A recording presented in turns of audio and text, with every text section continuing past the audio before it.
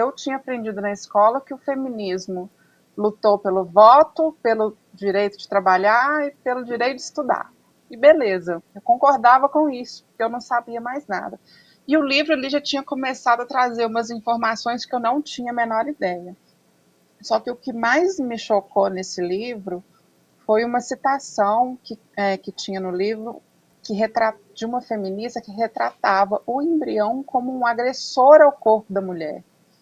Que o embrião ele entra no corpo da mulher sem pedir autorização, então, portanto, ele é um agressor. Assim, eu achei tão absurdo, eu achei muito absurdo, assim, não é possível que tenha alguém que acredita nisso. Aí eu comecei a procurar saber, eu queria saber mais, né, porque eu ouvi falar na escola. Logo em seguida, a Ana Campagnolo lançou o livro dela. Eu comprei, assim, acho que na primeira semana que ela lançou, eu já comprei, já comecei a ler. E eu fiquei, assim, horrorizada com tudo que eu vi ali. E eu pensei, eu tenho uma filha, eu preciso estudar isso aqui. Porque se eu aprendi errado na escola, quem garante que ela vai aprender diferente, né? É muito provável que eles vão ensinar a mesma coisa que eu aprendi, ensinar errado. Então, eu comecei a estudar. E por ter me formado em ciências biológicas, essa questão do aborto me trouxe uma afinidade muito grande. Porque a gente estuda tudo isso, né, na faculdade, não com todos os detalhes que hoje eu acho necessário, mas a gente estuda isso na faculdade. Quando a vida humana se inicia, o que acontece, desenvolvimento, a relação com o corpo da mãe, etc. E aí eu comecei a fazer publicações ali no meu Instagram. Meu Instagram, antes eu colocava versículo bíblico, sabe? Bem no Uhum. inicinho ali, quando estava começando a sair só de fotos, o pessoal estava começando a postar mais texto, logo ali final de 2018, 2019. E, assim, eu vi que era uma coisa muito séria, que era uma coisa que acontecia muito mais do que eu imaginava, e vi o tanto de informação errada. Aí o que eu pensei assim, poxa vida, eu que estudei isso, eu preciso compartilhar alguma coisa, vai ser bom para eu aproveitar enquanto eu compartilho, eu estudar também, pensando em explicar e educar minhas filhas depois. E estou aí até hoje. Que legal. Então você, como a grande maioria das mulheres, quase que por um senso comum, afinal a gente é meio que de fato doutrinado nas escolas, pensava que o feminismo teve sim uma contribuição para as mulheres, principalmente você falou a questão do voto, o que mais mesmo? A questão do voto. Voto, trabalho e escola. Então esses são Direito de os estudar. três, vamos dizer assim, os três pilares que está incutido na mente da brasileira, principalmente, É, que foi o feminismo que proporcionou o direito do voto, do estudo e do trabalho. E você estudou e viu que não é o feminismo que lutou e conseguiu isso para as mulheres? assim, o livro da Ana Campagnolo, eu acho ele um excelente ponto de partida para você começar a estudar, porque ela, igual ela mesma fala, o livro dela não é um livro infinito, né? É um livro, assim, não tem nem 400 páginas, então é um ponto de partida, a partir dali você consegue procurar outras fontes, ela mesma coloca uma lista no final ali de livros para a gente procurar. A primeira coisa que a gente começa a raciocinar é o seguinte: quer dizer, então, que antes do feminismo, ali no início do século XX, a mulher não trabalhava? Durante toda a história da humanidade, a mulher não trabalhou. Foi só a partir do século XX. Isso é uma coisa que não faz sentido, né? E os escravos, então, as mulheres escravas, que eram obrigadas ali a trabalhar, elas estavam exercendo algum direito? Estudar. Quando você começa a ler as feministas, porque quem estuda feminismo tem que ler as feministas, todas as feministas que dizem que o feminismo conquistou o direito de estudar, elas já eram formadas na faculdade, Hum. trabalhavam fora, etc. Até mesmo ali quando você pega ali no final do século XIX, por exemplo, a Rosa Luxemburgo, lá ali em torno da Revolução Russa, ela era formada em economia. Como é que ela conseguiu formar a economia antes do feminismo? Né? Uhum. Você tem, por exemplo, eu estava procurando, porque eu tô escrevendo algumas coisas e eu estava procurando informações sobre a vida do Lázaro Spallanzani, que foi quem refutou a abiogênese, que é a teoria de que a vida pode começar do nada, assim, né, do imaterial. E eu estava olhando ali, vendo sobre a vida dele, e eu vi que ele teve uma orientadora, uma mulher orientou um cara que foi tão importante para a ciência moderna lá no século XVIII. E ela, assim, trabalhava na faculdade, teve muitos artigos publicados, orientou não somente ele, ela era casada e tinha 12 filhos. Só assim, para você ter uma ideia, né?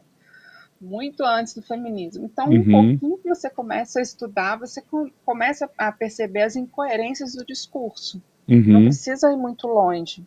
E também a gente não pode ser anacrônico. Se a gente começar a voltar muito no tempo, até cometer o erro que fala que quem luta pela mulher é feminista? Não.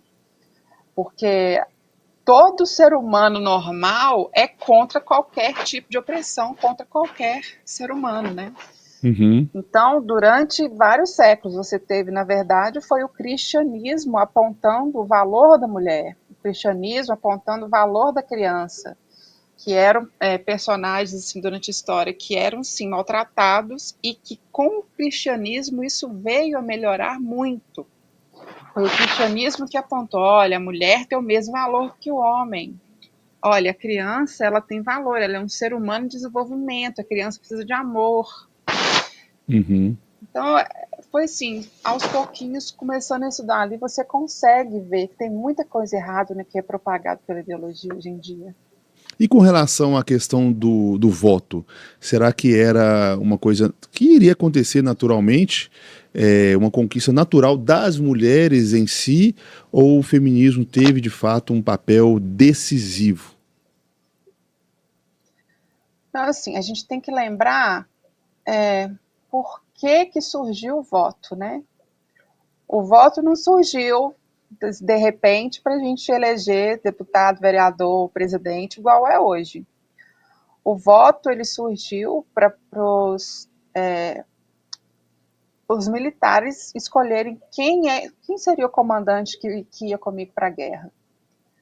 Isso depois que foi passando, as guerras foram diminuindo, porque sempre tem algum lugar que está em guerra no mundo.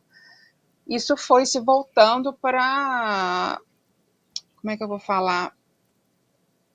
Para a administração pública do país. No início, realmente, a mulher não tinha direito ao voto. Se a gente for olhar, olhando para a Constituição aqui do Brasil, no início, porque eles falam assim, a mulher não tinha direito ao voto, mas isso não significa que todos os homens tinham direito.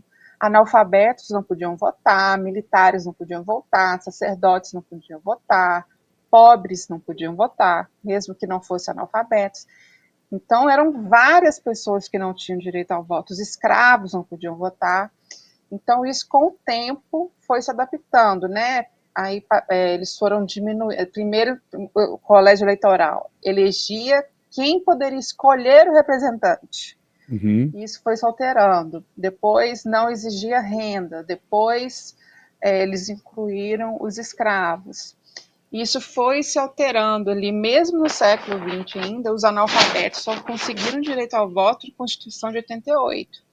Então, as mulheres analfabetas também ficaram sem votar aqui no Brasil até 1988, se a gente for ver. Incrível, né? Existiu, sim, muitas feministas no início do século que queriam que as mulheres tivessem direito ao voto, assim como existiam homens e mulheres que não eram feministas que também lutavam por essa pauta. Não era uma coisa exclusiva do feminismo. E outra coisa também, para você ver que isso simplesmente não depende exatamente do movimento feminista, que o voto foi concedido em 32 e logo em seguida Getúlio Vargas cancelou o voto de todo mundo. Então isso é uma coisa concedida pelo Estado, não é um direito. A gente não é um direito conquistado, é um direito concedido. Legal. Tão importante, então, né? Diretamente não tem.